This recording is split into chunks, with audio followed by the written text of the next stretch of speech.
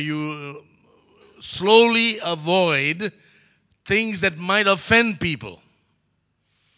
And we are coming to a stage in Christianity where preachers don't want to tell the truth. Why? Because it offends. And we don't want to make people leave. But Paul said, if there was something that was necessary, I said it to you. If it was helpful to you, I proclaimed it to you. If I had to tell you that you must live right, I did it. If I tell you you have to live holy, I taught it. If I tell you to be separated from this world system, I gave it to you. If I tell you how to pray, I taught you that, isn't it? Anything that was helpful, I proclaimed it to you. Are you listening? Sometimes you go to a church, and you go to churches, as I have, and you can easily label a church, by what they do, where they emphasize something very particularly. You go to one church, and they will say, we are the love church. We believe in sloppy agape, We love you, agape church. We don't condemn you, we love you to bits. We put our arm around you, we shake hands with you, we'll embrace you. We are the love church. Not like other churches, we are the love church. Down the road you go, you find another church, they say, hey, we are the discipleship church. We don't convert you, we train you. We make you disciples, not like other churches. We really make sure you learn the ways of God.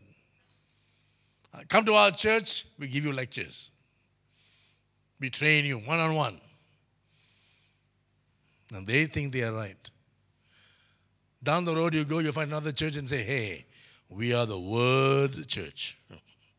We believe in the Word. We teach the Word. Come to our church, we'll give you notes. Come to our church, we'll give you dissertations. Come to our church, you'll have to write a thesis. We are the Word church, not like other churches. We preach the Word, brother. And they think they are right. Down the road you go, you find another church, they say, hey, we are the deliverance church. We are the deliverance church. We set you free. You have a bondage, we'll break it. You got a devil, we'll cast it out. If you don't have a devil, we'll invent one. Hey, we've got the power, man. Come to our church. We deliver you. We have a lot of carpet time, fall down, collapse. And they think they are right.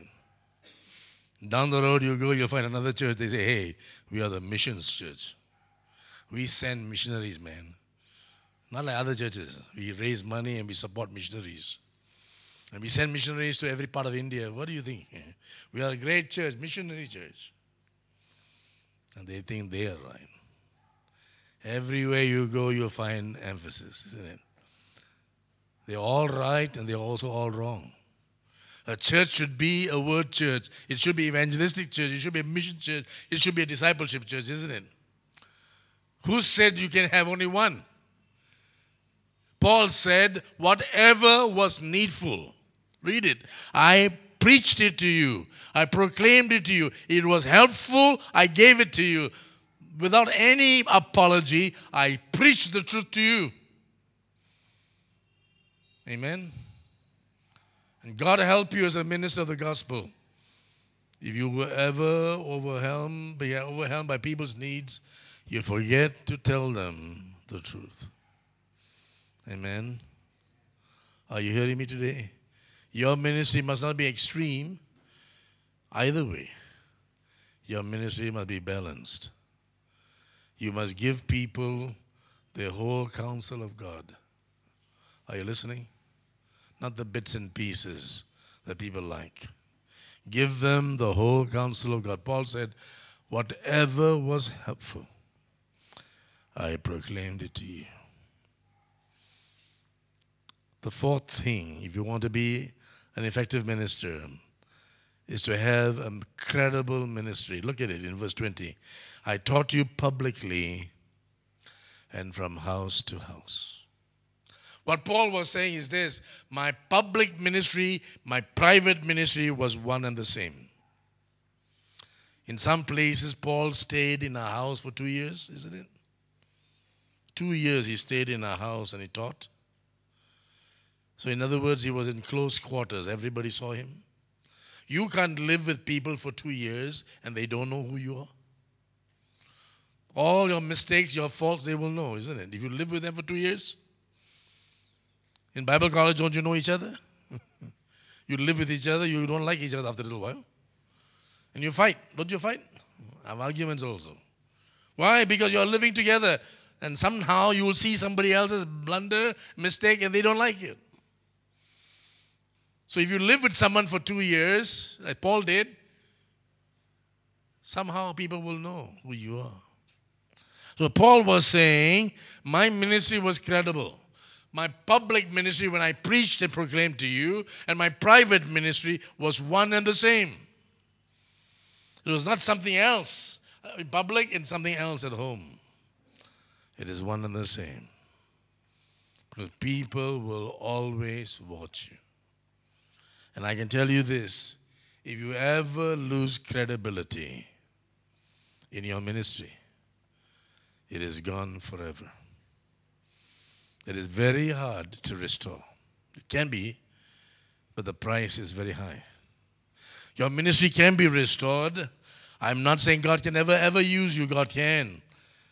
But the stigma, the reputation will always be affected. Amen. So what you are privately and publicly must be the same. Because people do watch you. Amen. Are you hearing me?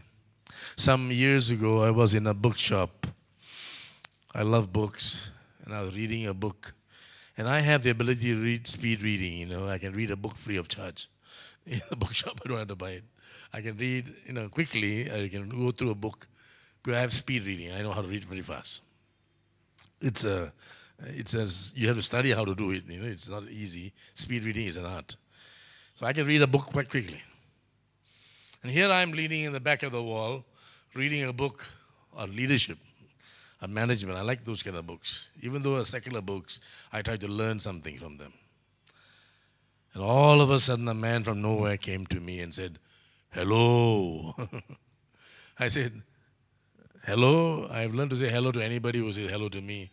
Because in my ministry, they may know my face, but I may not know their face. Isn't it? So I said, hello. And then I said, who are you? Pastor, he said, I know you don't know me, but I know you. He said many years ago he was in a church camp where I was a speaker. And he said he came to the church camp to have fun. He came to the church camp to look at the girls. He said, that's all he wanted to do. Some people come to church camps with all kinds of reasons. He said, I came to look at the girls, he said. And he said, while you were preaching, God got a hold of me. And when you gave the altar call, I came forward and I surrendered my life again to God. And today, he said, I'm a deacon. I'm happily married. I got children of my own. And Pastor, thank you, he said, for that you were used of God to help me. I shook hands with him. I was feeling very good. He went away. Then it dawned on me, he must have seen me for a little while, isn't it?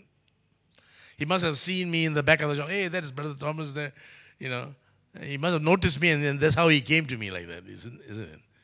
Now, just suppose I was reading some dirty magazine. Just suppose I was doing that. In the back of the shop, reading some dirty magazine or some dirty book. Just suppose I was doing that. He would have seen me from the distance and said, this preacher stands behind the pulpit and thunders God's righteousness. I caught the guy doing wrong. Maybe he would have gone discouraged. Maybe he would have told everybody. At least in his eyes, I would have lost all credibility. Now, I wasn't doing that. But just suppose I thought nobody would see me, I could do it. I would have lost credibility. Are you hearing me, preacher? How many preachers I know are no longer in the ministry because of a stupid mistake they make. Sinful mistake. And all the credibility they